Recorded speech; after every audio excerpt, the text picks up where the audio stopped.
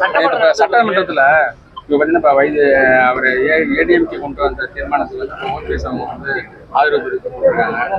அதே மாதிரி இப்போ நேற்று கூட்டத்தில் பார்த்தீங்கன்னாக்கா அவங்க வைத்திலிங்கம் கூட வந்து எல்லாருமே வந்து சாயந்தரமா பேசுறீங்க அதிமுக. அதை எப்படி பார்க்குறீங்க? ஏடிஎம்கே எந்த தீர்மானம் கொண்டு வந்தது அவங்க? இந்த சபாநாயகர் நம்பிக்கை தீர்மானம், அப்புறம் மருத்துவம் சம்பந்தமான தீர்மானம் கொண்டு வந்தாங்க. அதுக்கு இவர் ஓபிஎஸ் ஆதரவு தெரிவித்து அவர் பேசியிருக்கிறாங்க. அம்மாவோட வழிவந்தவர்கள், அம்மாவின் தொண்டர்கள் எல்லாம் அம்மாவால சட்டமன்ற உறுப்பினர்கள் ஆனவங்க, அம்மாவால அமைச்சர்கள் ஆனவங்க, அம்மாவால் அடையாளம் கட்டப்பட்டவர்கள் அனைவருமே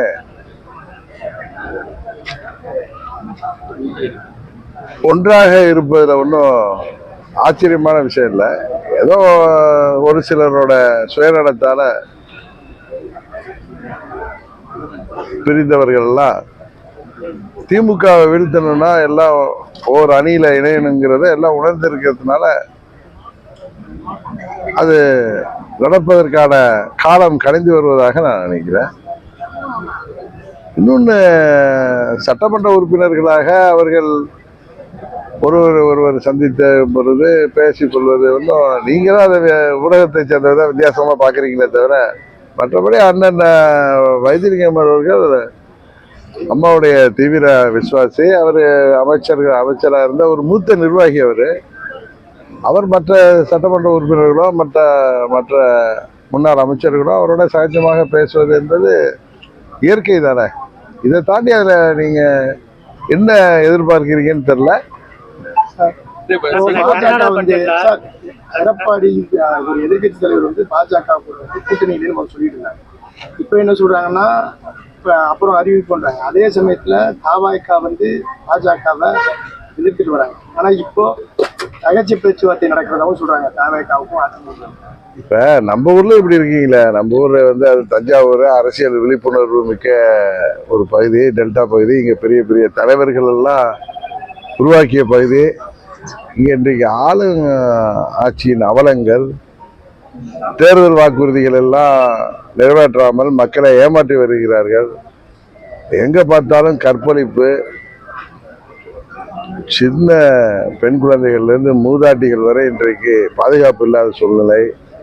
டெய்லி டிவியை ஆன் பண்ணாலோ பத்திரிகையை திறந்தாலோ எங்க பார்த்தாலும் கற்பழிப்பு, கொலைகள், போதை மருந்து வியாபாரம். அதுக்கு ஆசீர்வாதத்தோட திமுக ஆளுங்கட்சி நிர்வாகிகள் ஆசீர்வாதம் இல்லை அவங்களோட பங்களிப்பு. அதுபோல நேர்மையான அதிகாரிகள் எல்லாம் சட்டத்தை மீறி செயல்படுபவர்களை கண்டிக்கிறப்ப அவர்களை கொலை செய்யப்படுகிறார்கள், தாக்கப்படுகிறார்கள், டிரான்ஸ்பர் செய்யப்படுகிறார்கள். இன்னும் காவல்துறையை சேர்ந்த பெண் அதிகாரிகளுக்கே பாதுகாப்பு இல்லை. விவசாயிகள் இன்றைக்கு சாலையில் இறங்கி போராடுறாங்க. அரசு ஊழியர்களாக இருக்கட்டும், ஆசிரியர்கள், போக்குவரத்து தொழிலாளர்கள், டாக்டர்கள், நர்சஸ், இளைஞர்கள், மாணவர்கள், தாய்மார்கள் என அனைத்து தரப்பினருமே பாதிக்கப்பட்டிருக்காங்க. விலைவாசி எங்கேயோ உயர்ந்துட்டு இருக்கு. இந்த ஆட்சி திராவிட மாடல் ஆட்சிங்கிற பேர்ல மக்களை ஏமாற்றி வருகிறார்கள். பேரறிஞர் அண்ணா அவர்களே, நான் உங்கள்கிட்ட இன்னைக்கு சொன்ன மாதிரி,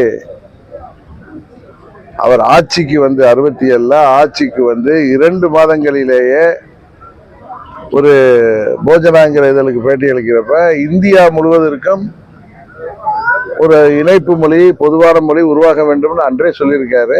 அந்த தீர்க்கதரிசி சொல்றது இந்த காலம் கடைந்து வருகிறது. இன்றைக்கு சூழ்நிலை, மக்கள் பல மொழிகளை படிக்க வேண்டிய சூழ்நிலை ஏற்பட்டிருக்கிறது.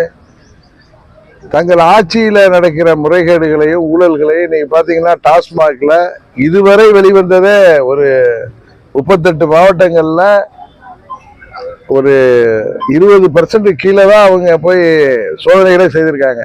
இதுலயே 1000 கோடியை தாண்டுது. இன்னும் விஞ்ஞானபூர்வமான ஊழல், நண்பர் அண்ணாமலை சொல்வது போல 40,000 கோடியை தாண்டி ஊழல் நடந்திருக்கும். அது யாருடைய பைக்கு போனுச்சு? மக்களின் வரி பணம், மக்களுக்கு சேர வேண்டிய பணம்ங்கிறதுலாம் இன்றைக்கு கேள்விக்குறியா, இன்றைக்கு வருந்தத்தக்க அளவுக்கு மக்களை பாதிக்கின்ற அளவுக்கு எல்லோரையும் ஏமாற்றி இந்த ஆட்சி தொடர்கிறது. அதை பற்றி கேள்வி கேட்காம நீங்க அதிமுகவை பத்தியே திருப்பி திருப்பி அங்க ரெண்டு பேரும் சிரிச்சு பேசினா அது ஒரு கேள்வி. சரி, நண்பர்களாச்சே கேக்குறீங்க, அதுக்கு ஒரு பதில் சொன்னேன். செந்தில் பாலாஜி வந்து டெல்லிக்கு போயிட்டு வந்ததாக சொல்லிட்டு இருக்காங்க. அதாவது 2016 தேர்தல் நேரத்துல திரு மு.க. ஸ்டாலின் அவர்கள், இன்றைய முதலமைச்சர், அன்றைக்கு கரூர்ல போனப்ப நண்பர், எங்க பழைய நண்பர் அவர் செந்தில் பாலாஜி, அவரை பற்றி, அவரது சகோதரர் தம்பி அசோக்கை பற்றி எல்லாம் ஒரு திமுக தலைவரா, செயல் தலைவரா இருந்தார்னு நினைக்கிறேன். அன்னைக்கு அன்றைக்கு என்னெல்லாம் பேசினாரு. அன்றைக்கு இவரை பொறுத்தவரை பெரும் ஊழல்வாதியான, பெரும் பாவியான செந்தில் பாலாஜி இன்னைக்கு திமுக சேர்ந்து அவங்க கூட அமைச்சரா இருக்கிறப்ப த பெஸ்ட் மினிஸ்டரா, ஏஸ் மினிஸ்டரா, அவருக்காக இவர்கள் பரிந்து பேசுவது உண்மையிலேயே திமுகவின் இரட்டை செயல்பாடு. பேசுவது ஒன்று, செயல்வது ஒன்று என்பதை வெளிக்கொணர்கிறது. டாஸ்மாக்ல ஊழல், இந்த அமலாக்கத்துறை ஊழல் இருக்குன்னு சொல்லிட்டு போராட்டம் பண்ண பிஜேபி எல்லாரையும் அரெஸ்ட் பண்ணாங்க. கைது நடவடிக்கை சரியான்னு இல்ல, அவங்களெல்லாம் இந்த டாஸ்மாக் அலுவலகத்துக்கு முன்பு அவர்கள் போய் போராட்டம் நடத்துறாங்க அப்படிங்கிறதுக்காக அவங்களுக்கெல்லாம் அதற்கு முன்பே என்ன சொல்றது, பிரிவென்டிவா அரெஸ்ட் பண்ணி வச்சிருந்தாங்க.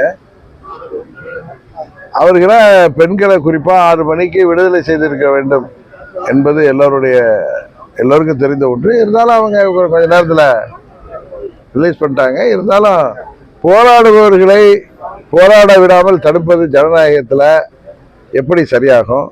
அவங்க போராட்டத்தை அங்க டாஸ்மாக் நிறுவனத்திற்கு ஆப்போசிட்ல உள்ள கிரவுண்ட தான் கேட்டிருக்காங்க. போராட அனுமதிக்காத பட்சத்துல திரும்பவும் அவங்க போராடுவாங்க. இன்னும் நாங்கெல்லாம் கலந்து பேசி கூட்டணி கட்சிகளும் அதற்கு ஆதரவாக போராட போகிறோம். இது ஈடியோடைய ரைடுனால ஈடி அடுத்தது அதுல இன்னும் அந்த ஸ்டேட்மெண்ட்ல இதுவரை அவங்க தெரிஞ்சதை தான் சொல்லியிருக்காங்க 1000 கோடி. இன்னும் அந்த டாக்குமெண்ட் படி பாக்குறப்ப இன்னும் தொடரலாம். ஏன்னா ஒரு 8 மாவட்டங்கள்ல தான் சம்பந்தப்பட்ட அலுவலகங்கள்லாம் நடந்திருக்கு.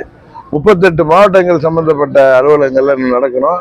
எத்தனையோ கடைகள் சம்பந்தப்பட்ட அந்த நிர்வாகம் சம்பந்தப்பட்ட இடங்கள்ல இது இருக்கு.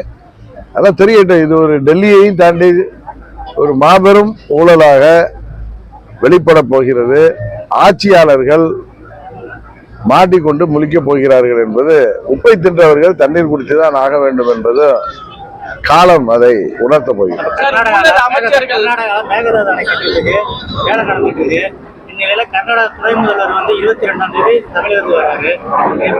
அதுதான் நான் அன்னைக்கே சொன்னேன்ல,